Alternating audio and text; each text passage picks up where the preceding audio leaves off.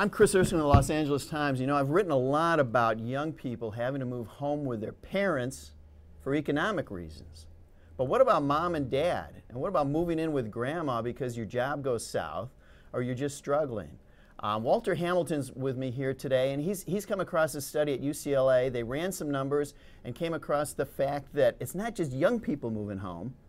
It's their moms and dads sometimes. Walter, this is kind of stunning stuff. Were you surprised this as I was? I was surprised, and I think even the people at UCLA who ran the numbers for me were a little bit surprised. What's happening is, and it makes sense when you think about it, is that you know, when the 20-somethings move home, hopefully it's only for a temporary period of time. It's a way station, okay? Yeah, you know, Junior's back home, but eventually he or she's going to get a job. Right. What we're seeing now is a fantastic growth here in California of people in the age group 50 to 64 who are moving back home with their parents. Their parents are in their late 70s, sometimes their 80s, and all of a sudden you've got their 50-plus son or daughter coming home, the in-law, et cetera, and even their grandkids. Right. So you go from a single household, all of a sudden, you know, you got 3, 4, 5 people. On a fixed income.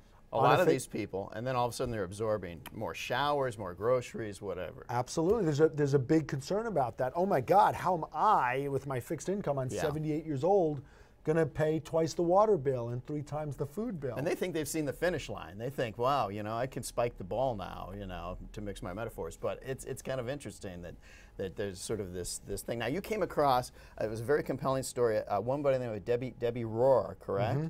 And she lives up in Salinas. Right. Fell in some hard times. She and her husband both lost their jobs. They had twin 16-year-old sons. Correct. And next thing she knows, knock, knock, knock. She's at her mother's house and going, Mom, we need your help. Right. How did she, I mean, that conversation must have been just yeah, as she, gut-wrenching. Yeah, I think it was for both sides. I think it was both for Debbie herself. I mean, imagine you're 52 years old. Right. You've literally got to call up your mother and say, Mom, we have no other options.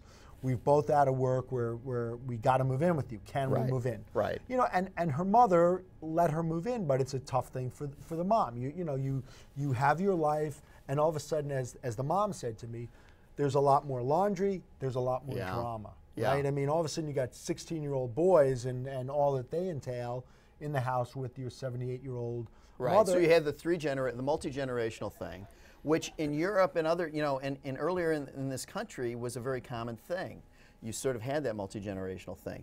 And is that going to be a fact of life again? I don't know. Well, you know, there are some families obviously that adapt to it better than others. Some families, in fact, welcome it. In fact, home builders in some parts of the country here, especially in California, are building intentionally multi-generational housing. Wow. Now, the housing, though, is much bigger than the home that these folks are living in, which is, I think, a 1,300, 1,400 square foot home. You know, it's much different to be in 1,300 square feet than in 3,000 square feet, for example. So, you know, it's not quite apples to apples in that sense. But yes, is it happening? It's happening a lot. Give us a sense of the numbers. Now, you said in your story on Monday, it was a great story, that it's twice the rate that older people are moving back home with grandma at twice the rate that young people are moving in with mom and dad. Now, we're aware of that sort of millennial generation having to do this and the safety net. Do you have any sense of numbers? Is this particularly a California phenomenon? I don't know. We only had, excuse me, had UCLA run the numbers here in California. They based it on census data, and they did a lot of number crunching and came up with this. The numbers straight are from 06 to 2012. Now that encompasses the global financial crisis and the recession, et cetera. The percentage growth for 20-somethings was roughly 33% jump. Right, okay. It is 67, 68% for the 50 to 64 crowd. Now the 50 to 64 crowd are a lower number of people. There are only roughly 200,000 of them in California, 8 times higher for the 20-somethings, but the growth rate of these 50-somethings is twice that of the 20-somethings. So it shows the hard financial times that people in their middle-age years are falling into with no safety net. And the ultimate issue is long-term unemployment, isn't it really? I mean, if there's jobs, then this isn't happening. So, and is there any, and we're so new to this though, we don't know that grandma could declare them on her as write-offs on her taxes, as dependents on her taxes. That would be sort of a next step. Yeah, although I don't think grandma has that much income other than probably what she gets from Social Security. But yes, it is a long-term unemployment issue. It's especially for 50-plus people, right? I mean, I don't care how young you look or what your skills are in this day and age. It's tougher to get a job when you're 50, 55, 60, etc. It's also education.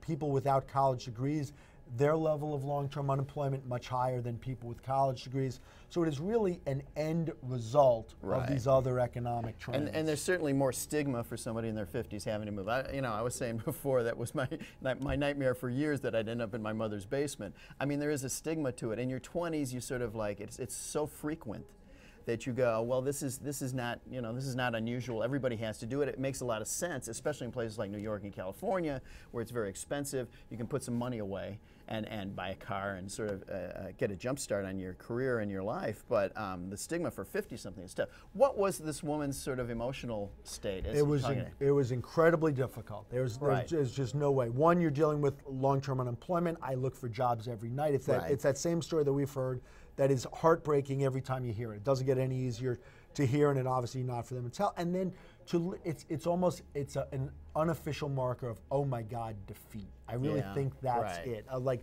oh my God, is it going to get any better? I spoke to another woman who basically said as much.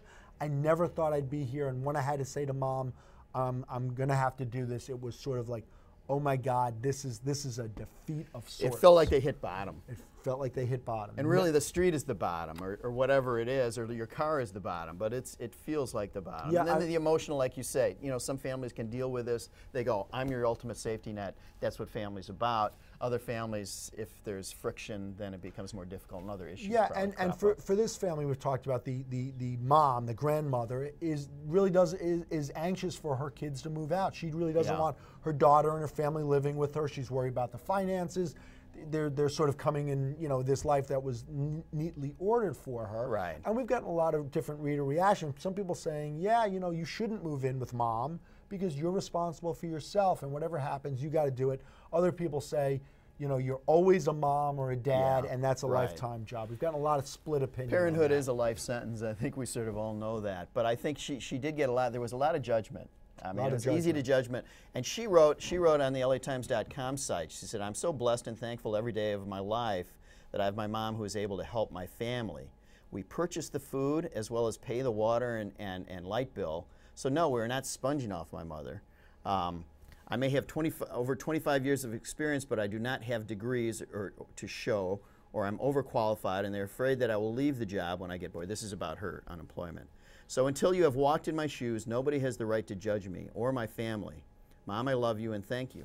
I mean, that's kind of what it's about. I think that is what it's about. It's a very emotional thing, and I think she feels a little bit, judged, and it's really hard when you feel you've hit rock bottom, you're doing what you can, and then to have people say, it's your fault. A lot of people are relating to this. Joseph Montoya on Facebook says, yeah, I'm one of those middle-aged adults back in my childhood home, but I feel lucky that I have my childhood home to fall back on. Some people aren't as fortunate, so it is the ultimate safety net. Now, Grandma in this case gave her daughter a 3-week deadline on this. Yeah. What is the daughter? What is the plan? Does she have a plan B? She's struggling for a job. The answer is I really don't think there is a plan B. From the mother's fault, the grandmother, again, for these reasons, she'd really like to keep the pressure on to say, you can't, this is not your final landing spot. You guys really have to work as hard as you can. And she's trying to prod the daughter, prod the son-in-law, though I think they have plenty of motivation to start with. Yeah, right. How will it turn out at the end of 3 weeks? Will she say, okay, you have to leave? I don't know. That's an incredibly hard thing to do, especially when there are grandchildren involved. Absolutely. What are the, and teenagers are always a little tricky. I speak from experience. What's the sort of the mood with the kids and the husband? Did you get a chance to sort of? I did not speak to the kids. They, very understandably sort of wanted to keep a low profile here. It's hard for them on so many levels at that age. I spoke to the husband, and he sort of feels like the wife, which is, I'm doing what I can. I don't know what more I can do. Yeah. You know, every job you get a lead on, or maybe it falls through, is this big emotional roller coaster. Chris Harlos on LATimes.com says multi-generational homes were the norm and will be as the vast majority of Americans get poorer. The nuclear family, like the U.S. middle class, will vanish from the scene in the next 10 to 20 years. Rest in peace. Let's hope he's wrong. Let's hope he's wrong. You know, I mean, and not just for people who hit rock bottom, but obviously we have this demographic trend of the baby boomers getting older. The youngest baby boomers turn 50 this year. There are stats galore on how they have not saved adequately, et cetera. I don't think people foresee problems, and then all of a sudden you run into problems. You can't get a job. Where do you go? Well, we'll see how this all plays out. For the LA Times, I'm Chris Erskine. For more on this story, go to LATimes.com. Thanks to Walter Hamilton. Thank you very much.